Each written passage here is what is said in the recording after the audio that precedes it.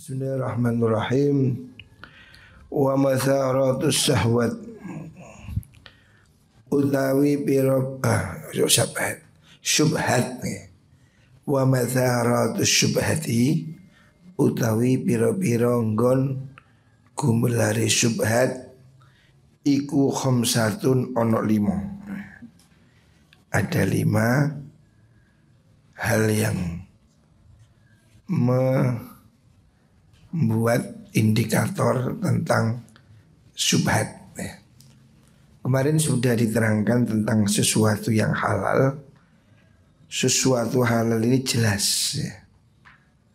Ada halal yang jelas, ada sesuatu yang haram juga jelas. Di tengah-tengahnya itu disebut dengan syubhat.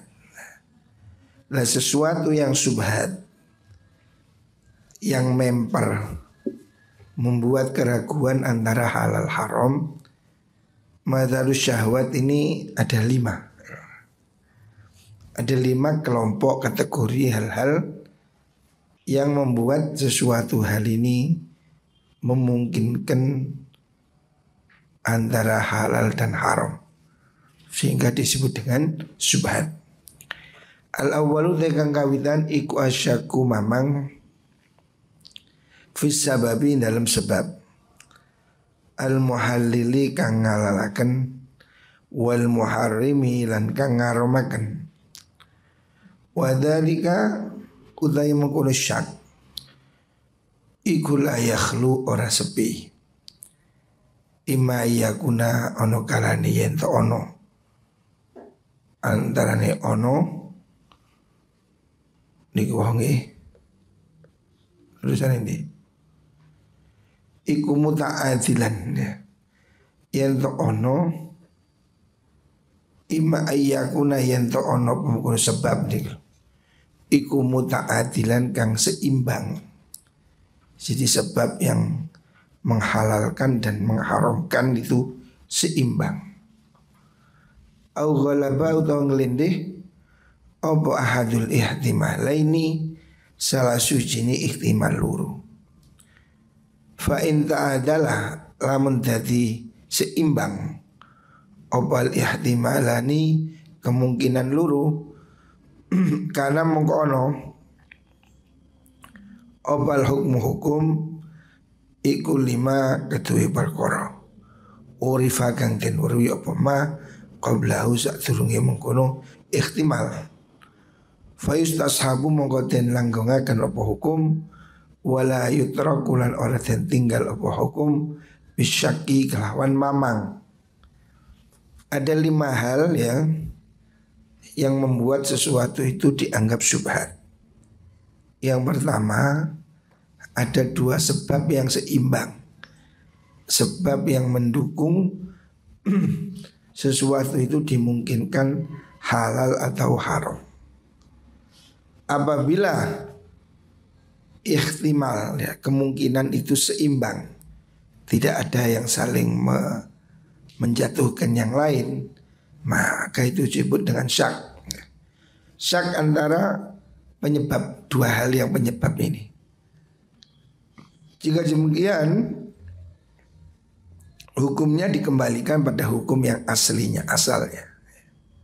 Nah, seperti kemarin contoh, ada hewan buruan dipanah atau ditembak mati, tapi setelah dia pergi, ada kemungkinan mati karena tertembak atau kemungkinan matinya karena terluka yang terlalu lama. Nah, ada kedua kemungkinan. Ada 2 kemungkinan yang ihtimal. Kalau kemudian dikembalikan pada hukum yang asal. Asalnya halal ya halal, asalnya haram ya haram. Wa in ghalaba lamun nglindih apa ahadul ihtimalaini salah sujine ihtimal luru, kemungkinan luru alihi ing atase mengkono ma bi an saudara gambaran yen to metu apa mengkono ihtimal antilalatin saking tilalah indikator muktabaratin kang ten wilang-wilang. Kalau memang salah satunya indikasinya lebih kuat, karena mengkono apal hukum-hukumnya iku lil ghalibi kedua hukum ghalib Yang kaprahnya seperti apa, kebiasaannya. Wala yatabayyanu lan ora dadi pertelo apa hadza ikilah mengkono-mengkono ihtimal niku illa bil amsali angin piro-piro kelawan piro-piro contoh wasyawahidi lan piro-piro dalil bukti. Fal naksimhu mongko becik bagi kita hu ing kuno ihtimal ila aksamin maring piro-piro bagian arbaatin kang papat. Jadi Imam Ghazali Imam Ghazali membagi ihtimal yang pertama ya, dari 5 kemungkinan ihtimal syubhat. Syubhat ya, ketidakjelasan antara halal dan haram itu dari 5 segi. Segi yang pertama apabila penyebabnya itu tidak jelas antara 2 kemungkinan. Apabila 2 kemungkinan itu berimbang, itu disebut dengan syak, maka dikembalikan pada hukum asal. Tapi kalau 2 kemungkinan salah satunya lebih kuat, maka diikutkan pada kemungkinan yang terkuat apabila ada indikatornya. Maksudnya ini syubhat. Jadi syubhat itu bisa 50-50 antara halal haram. Ada yang seimbang kanan atau lebih berat kanan, lebih berat ke kiri. Indikasinya itu. Kemarin kan disebutkan syubhat itu apabila tidak ada indikasi. Syubhat ya. Air asalnya suci. Di sampingnya ada anjing, lidahnya basah. Ada kemungkinan anjing tadi habis minum di situ. Tapi ada kemungkinan juga tidak. Karena ini kan 50-50. Kemungkinannya 50-50 karena tidak ada indikator. Tapi kalau ada indikator lain apa? Di situ, oh anjing itu tubuhnya penuh air, padahal tidak ada air selain ember itu. Nah, itu ada indikator. Kalau tidak ada indikator, artinya ada 2 kemungkinan, maka itu dikembalikan pada hukum asal. Asalnya suci, suci. Asalnya najis, najis. Di sini Imam Ghazali akan membagi pada 4 kelompok. Al-qismul awal te bagian kang kawitan iku yakuna yen to ono apa tahrimu ngaromaken iku makluman den weruhi min qablu dalam sadurunge mengkono perkara. Maksudnya sebelumnya sudah diketahui keharamannya. Summa yaqulu litumaka wasyakku mamang fil muhallili dalam perkara kang ngalalaken. Bagian yang pertama contoh itu sudah memang jelas haram, tapi diragukan sesuatu yang menghalalkan. Kalau seperti ini, fahadhi mongko utawi ikilah mengkono niku wau syubhat iku syubhatun syubhat yajib kang wajib apa ijtina banget tohi mengkono syubhat. Wa yahrumulan haram opal iqdamu ngajoni nglakoni aliha ing atase mengkono syubhat. Contoh nih, misaluhu tai padane mengkono kismul awal ini. Contoh yang di sini nih kita ambil contoh. Misaluhu tai contohnya mengkono niku wau kismul awal syubhat yang asalnya haram. Contohnya ayarnya yang tombalang sapa wong ila saidin maring hewan beburon. Contohnya ada hewan buruan ditembak atau dipanah ya. Fayujruhu mongko nyatoni apa mengkono ramyu ing said. Wa yaqaulan tumibu apa mengkono said fil ma'i dalam banyu. Fayusadifu mongko nemu sapa wong hu ing mengkono saidan maitan halimati. Walayadrilan ora weruh sapa wong ana usule mengkono said iku mati apa said bil gharqi sebab kerem au bil jarhi utawa sebab ditatoni. Fahadha mongko utahi kilah mengkono misal iku haramun haram. Li annal asla kalau setune asal iku tahrimu ngaramaken illa idza mat angin alikane mati apa mengkono said bitariqin kelawan dalan muayyanin kang tertentu. Waqat waqalan temen-temen ibu apa syakku mamang fitoriki dalam carane halal niku. Fala yutraku mengkora dan tinggal apa yakinu keyakinan bisyaki kelawan sebab mamang. Kama ke perkara fil ahdasi dalam piro-piro masalah hadas ya. Wa najasati lan piro-piro najis. Wa najasati lan piro-piro najis.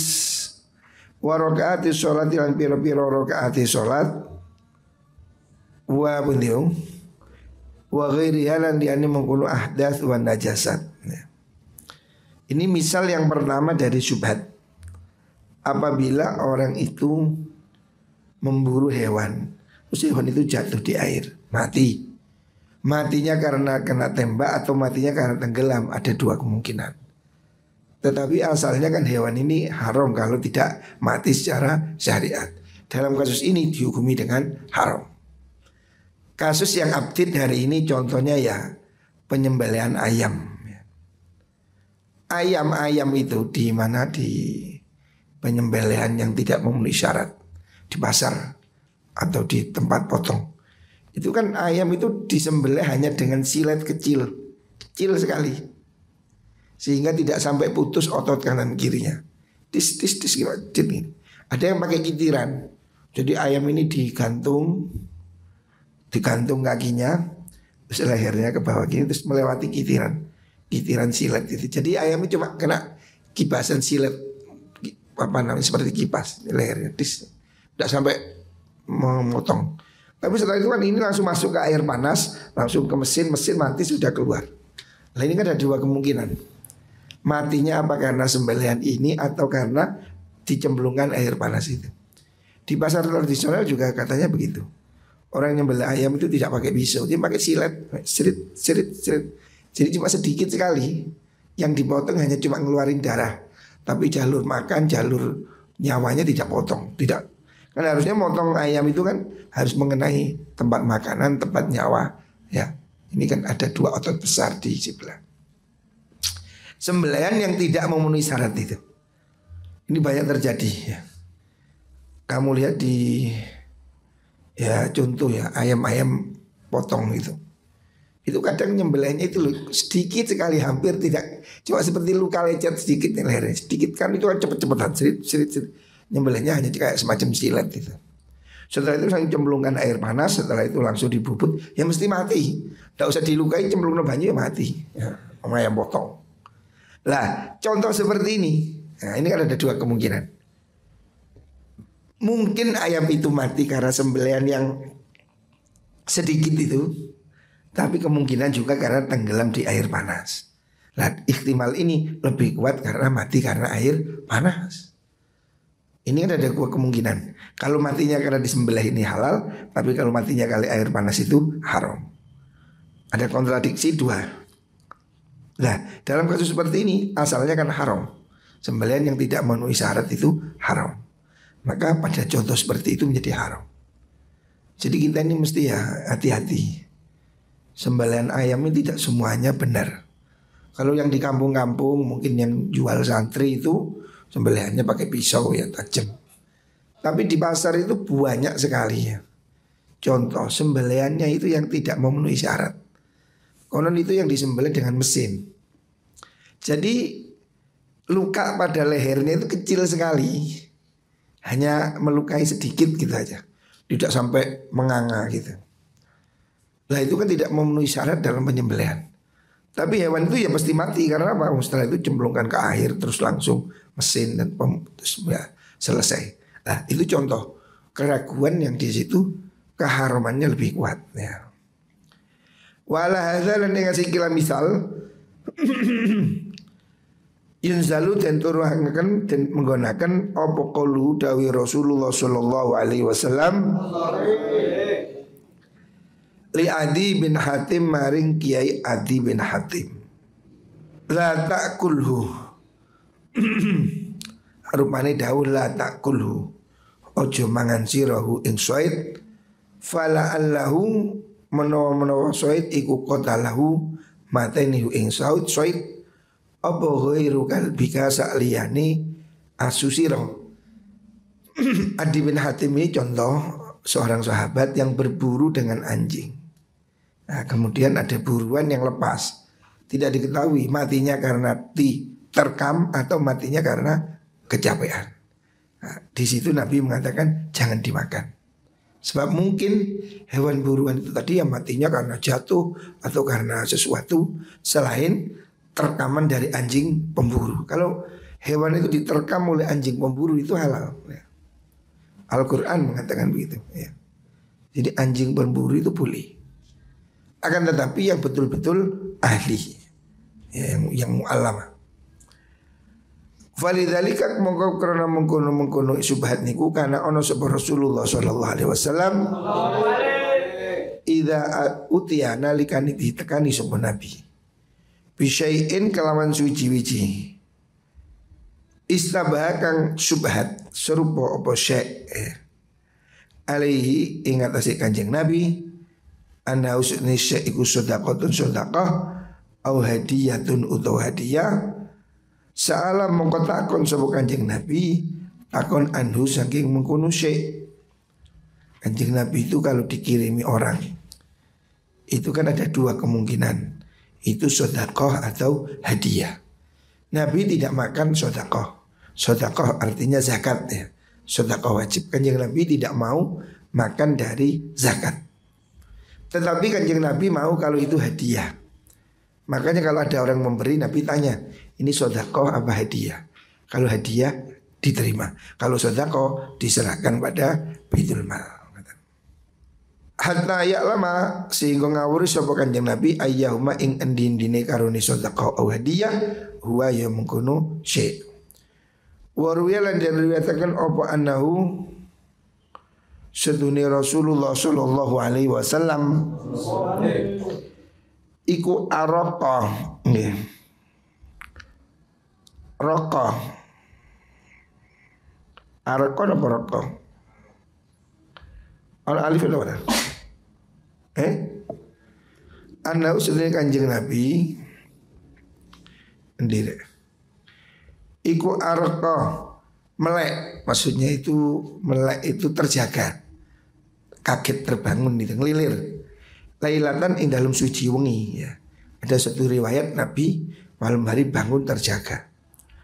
Faqala mongko dawuh lahu maring Nabi sapa ba'dhu nisaihi sebagiane pira-pira garwane Kanjeng Nabi. Ya Rasulullah, arepna ngelilir panjenengan. Napa ngelilir? Jadi malam hari tidur tiba-tiba terjaga. Istrinya tanya, "Kenapa?" Qala dawuh sapa Kanjeng Nabi, "Ajal iyo. Ya saya ini terbangun. Wajatu nemu ingsun tamrotan ing kurma. Fa khasitu mongko wedi ingsun antakuna yen to ono apa tamroh iku minas sedaqati saking bondo sedekah aisyah. Wa fi riwayatin dalam riwayat kang liya fa akal tuha mongko mangan ingsun ha ing tamroh. Fa khasitu mongko wedi ingsun antakuna yen to ono apa tamroh iku minas sedaqati saking bondo sedekah atau yang dimaksud zakat. Nabi pernah malam hari tidur tidak nyenyak, tiba-tiba bangun kepikiran. Istrinya tanya, "Kenapa kok bangun?" Nabi mengatakan, "Saya tadi itu makan kurma. Saya ragu-ragu kurma itu kurma sedekah atau kurma hadiah." Sedekah artinya zakat. Karena Kanjeng Nabi itu tidak mau makan harta zakat ya. Jadi zakat itu tidak untuk memperkaya Kanjeng Nabi. Bahkan Nabi tidak mau ya. Nabi tidak mau diberi kurma zakat. Nah suatu saat Nabi bangun dalam tidur terjaga karena kepikiran itu. Nabi kepikiran tadi kurma yang saya makan itu kurma sedekah apa kurma hadiah. Padahal cuma kurma loh, biar sih kurma sesuatu yang remeh lah. Kurma pakai kayak jajan. Tapi Nabi sampai kepikiran di bawah tidur. Itu tadi halal apa tidak? Saking hati-hatinya Kanjeng Nabi. Lo Kanjeng Nabi lo kurma samploan ya, sak makanan dipikir. Takut kalau itu tidak halal ya Allah. Wa min dzalika lan sange mengkono-mengkono misal mau ta perkara ruwiya kang den riwayataken apa ma'an ba'dhim sange sebagian ulama annahu sertune ba'dhum iku qala dawuh sapa mengkono ba'dhum kuna ana sapa kita iku fisafan ing dalem pelunga ma Rasulillah sertane Rasulullah sallallahu alaihi wasallam ashabana moko ngenanina ing kita palju uluhe fanazalna nuli manggon kita menurun kita manzilan ing panggonan kathirud dobabi kang akeh piro-piro biawak. Dob itu hewan sejenis biawak tapi di padang pasir.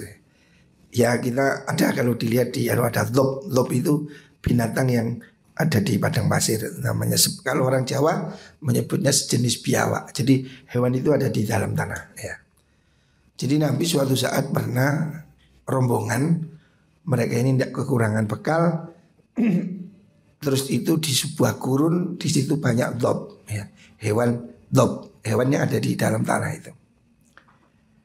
Terus fanazala kathir dob ya, artinya hewan dob ya, dob jenis biawak itu biasa dimakan oleh orang Arab. Akhirnya mereka memburu hewan itu terus dimasak gitu ya. Fabainain dalam suci waktu al-quduru ta bira-bira kendil ikutu laten urupaken. Setelah mereka mendapatkan hewan dob itu sudah dapat dimasak, digodok ya.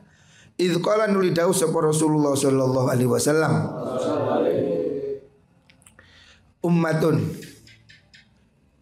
utawi dob iku ummatun umat musikhat kang den salin rupa sapa umat min Bani Israil saking kaum Bani Israil.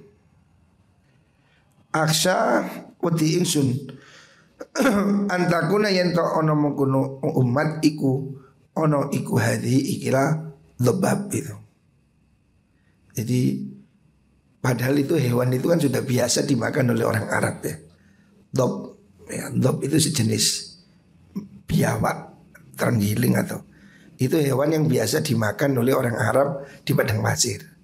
Suatu saat Nabi sama sahabat perjalanan terus lapar berhenti di situ, mereka berburu dob itu. Dapat dimasak. Sudah dimasak, sudah mau matang. Tiba-tiba Nabi mengatakan, saya ingat dulu ada umat Bani Israil itu dikutuk oleh Allah menjadi hewan.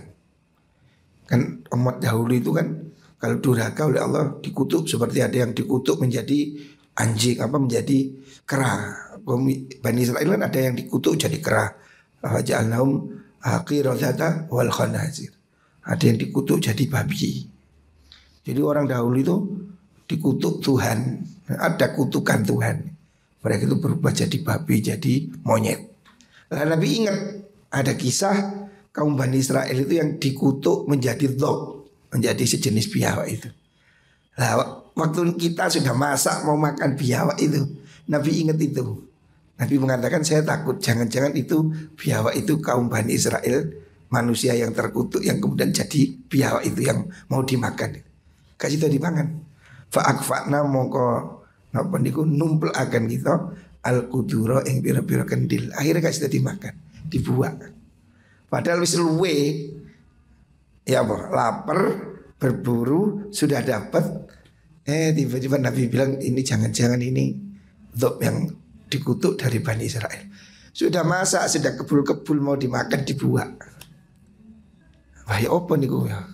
Padahal itu hukumnya dob itu tidak haram. Tapi Nabi tidak suka karena apa? Ada riwayat dob itu hewan yang terkutuk dari Bani Israel. Artinya Nabi itu hati-hati gitu. Itu namanya hati-hati. Walaupun itu bukan termasuk jenis yang haram ya. Tapi itu kehati-hatian. Summa a'lamahu nuli murwakan ing kendengan Nabi sallallahu Gusti Allah Ta'ala ba'da dzalika sausi mengkono niku wau kisah niku annahu sedune kelakuan iku lam yamsah orang nyalin rupa sapa Allah khalqan ing makhluk faja'ala nuli dadekna sapa Allah lahu ing mengkono khalqun naslan ing keturunan. Baru setelah itu Nabi mendapat wahyu kalau makhluk yang dulu dikutuk oleh Allah itu tidak sampai beranak pinak. Jadi memang waktu itu ada orang durhaka dikutuk jadi dhob. Tapi ya sudah jadi dhob terus mati. Tidak sampai beranak jadi dhob enggak. Ya sama dengan dikutuk jadi babi, ya babi saat itu tidak terus beranak-anak babi. Itu kan hukuman. Jadi dikutuk seperti cerita Jawa ada dikutuk menjadi batu. Nah, gitu. Maling kundang gitu. Jadi dulu ada makhluk durhaka dikutuk jadi babi, dikutuk jadi dhob. Itu tidak punya keturunan, ya setelah dikutuk itu mati. Lah Nabi waktu saat itu belum mendapat wahyu tentang itu. Makanya Nabi tidak mau makan dhob itu. Setelah Nabi tahu bahwa dhob yang Bani Israel itu tidak beranak pinak, maka kemudian ya dimakan. Wa kanalan ono apa imtina'u oleh nyegai Kanjeng Nabi awalan ing dalam kawitane ikuli annal asla krojone hukum asal fil asyai dalam pira-pira suci-wici iku adamul khilli ora halal ya. Jadi ini pada contoh ini Nabi kan masih ragu-ragu, maka Nabi tidak mau makan sebab hukum asalnya itu kan tidak halal. Wasyakkalan mamang sapa Kanjeng Nabi fi kaunid dzabhi ing dalam anane mengkono nyebleh iku muhallilan ngalalaken. Jadi maksudnya ada sesuatu yang tidak jelas antara halal haramnya. Kemudian Nabi memilih yang haram. Ya dalam kasus ini contoh binatang dhob itu. Dhob itu tidak haram. Tapi karena Nabi pernah ingat itu hewan yang dikutuk dari Bani Israel, Nabi nggak makan. Sampai kemudian ada penjelasan dari Allah bahwa dhob yang ada ini bukan dhob yang keturunan dari Bani Israel. Nah, kemudian setelah itu sahabat juga makan. Akan tetapi ini contoh di mana di kehati-hatiannya itu. Karena ada kemungkinan haram. Jadi tingkatan yang pertama dari syubhat. Apabila tidak diketahui ya, hal yang menghalalkan, maka dikembalikan kepada yang haram ya. Ya, contoh buruan tadi. Atau contoh yang hari ini saya katakan ya sembelihannya yang tidak sempurna itu. Sembelihan pakai mesin itu harus diwaspadai ya. Ternyata saya lihat beberapa kali ya ayam-ayam potong yang bukan di pasar tradisional, ayam potong yang di warung-warung, justru di warung-warung mewah itu kadang-kadang seperti itu ya. Mungkin karena disembelih dari pabrik, sembelihannya tidak tajam, hanya sedikit melukai. Jadi kalau dibuka lehernya itu hanya ada luka sedikit, tidak sampai melewah begini.